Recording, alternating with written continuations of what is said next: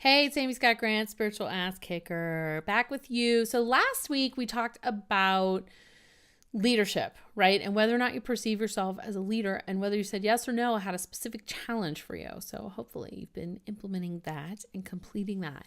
And I want to kind of continue this conversation. It's not so much about leadership this time, but this is something really important to know as you move into leadership or develop yourself as a leader, right? And that is how to tell. I'm going to give you 3 ways to know the difference, like to distinguish between fear stopping you from doing something and a true intuitive no. This is not optimal. All right. So the first thing is, and I'm telling you, this is, if you've struggled with this, you're not alone, right? Because first off, when you have fear, your brain can play tricks on you. Your mind will play tricks on you. Your emotions will play tricks on you, right? And you'll be like, pendulum swinging now. I don't have yeah, here we go. You'll be like, no, I'm definitely getting no. Nope, I don't have a bias. No. And I had someone check in and she also got no. But you're like super powerful, right? Don't forget that. So you could totally freaking influence this shit if your intention is strong enough, right? And fear can make you think you're clear when you're not because you're just like, don't want to. No, I don't have a bias. No, I don't have a bias at all. I've definitely had conversations like this with people. Okay. So it's really important to be able to distinguish whether what you're checking in on, whether you're, getting a no, whether that's being driven by fear or whether it's an authentic no, like this is not optimal at this time. All right. So the first way that you can tell is by how do you feel about the decision itself? Okay. Because typically when it's a fear-driven no, it's going to feel very urgent to you to make a decision. Even if there's no deadline, real or perceived, at stake. Like if it's something that you could just decide whenever, or if you have weeks to decide, if it's fear-driven, you're going to have this like push and this drive to like, I got to check in on this. I got to find out. No, it's no. Okay. Whereas when it's a true and authentic no, you usually will not have that sense of urgency at all around the decision. And you also usually won't buy into, like, if the person's trying to create a sense of urgency, like, well, you really need to tell me today, otherwise the price goes up 4,000%. It's like, that like won't even really phase you. Like if you're really checking in from an objective place, you'll be like, okay, good to know. So I have till midnight tonight. As opposed to if it's more likely to be a fear-based no if you're like, oh my God, I have to decide today. I can't decide today. I can't say yes to this today. I cannot say yes to this today. That's a fear-based no. Okay.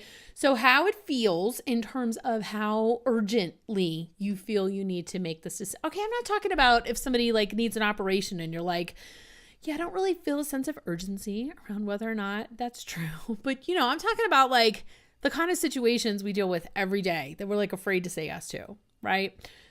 Stepping forward as a leader, going out on a date, launching a new business or a new aspect of your business, partnering with someone, signing up with a coach, starting an exercise plan. I mean, I don't know, like buying a house, all of these kinds of things, right?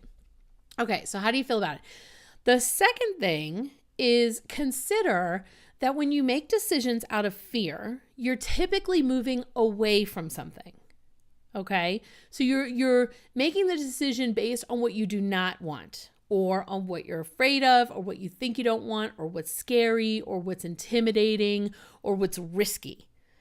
Okay? Whereas when you're getting a true and authentic no, you're typically moving towards something, right? So for example, let's say that you've been working really hard to get out of debt, okay?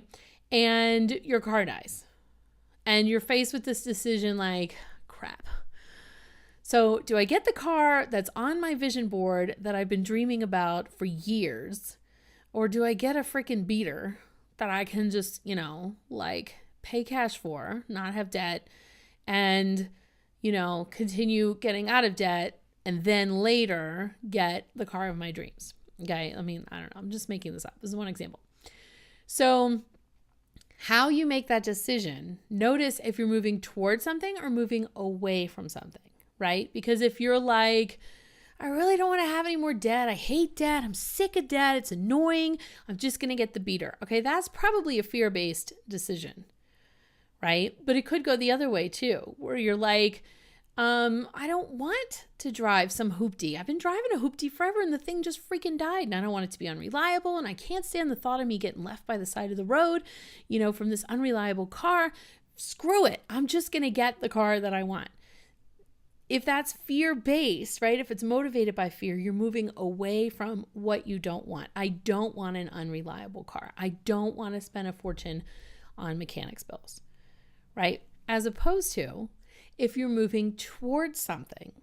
For example, this might sound like, okay, I feel like maybe this is a sign from the universe that it's time for me to move forward and get the car that I really want.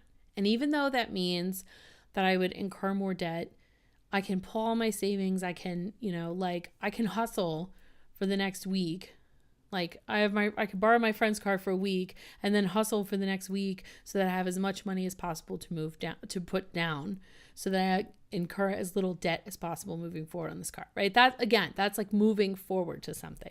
Or you might say, or it might come from the perspective of, I really strongly feel committed to this debt removal plan. And therefore I can see how I'm not moving forward on that plan if I choose not to get this car. If I choose to take on additional debt and get this new car, So again, are you moving towards something? In which case, if you get a no, it probably is an authentic, unbiased no. Or are you moving away from something, which is typically fear-based? All right, so that's the second thing. How do you feel? Are you moving toward or away? And the third thing is, have you really considered the implications of a yes or a no? Because what I find oftentimes, when people are getting a no that is fear-based, they haven't really explored what they will potentially lose or miss out on if they say no, and they have not fully explored what's available to them if they say yes, or they're terrified by what happens if they say yes, right? And if they're afraid of what happens when they say yes, they'll usually create a fear-based no instead of an authentic, honest, like from the universe kind of no. Okay. So if you're able to sit down like objectively, even if it's uncomfortable, even if it's scary, if you're able to look at, okay, what is really the most likely outcome if I say yes to this? And what is really the most likely outcome if I say no to this? It's not just about, well, can I live with the no? Can I live with the loss if I say no? You have to also look at like, am I willing to embrace what's possible if I say yes? If that's scary, you're probably going to go with a fear-based no. But if you can objectively look at what's available with a yes and what's available with a no, and then drop in and check objectively, you will usually get your unbiased answer. So I hope that was helpful in terms of determining a fear-based no from a truly, this is not optimal kind of no. And also when you're in that neutral space, that's the best time to have other people validate for you and not check in. Not when you're like, I don't think this is a good idea. Let me have some people check to make sure they validate that this is not a good idea. Because you can really strongly send those vibes and have people, especially if the person has no vested interest, a lot of times they can be influenced if your fear is that strong. And we know fear is a powerful motivator. All right. So post a comment. Let me know what your thoughts are on this, or if you've got some helpful tips, and I'll see you in the next video.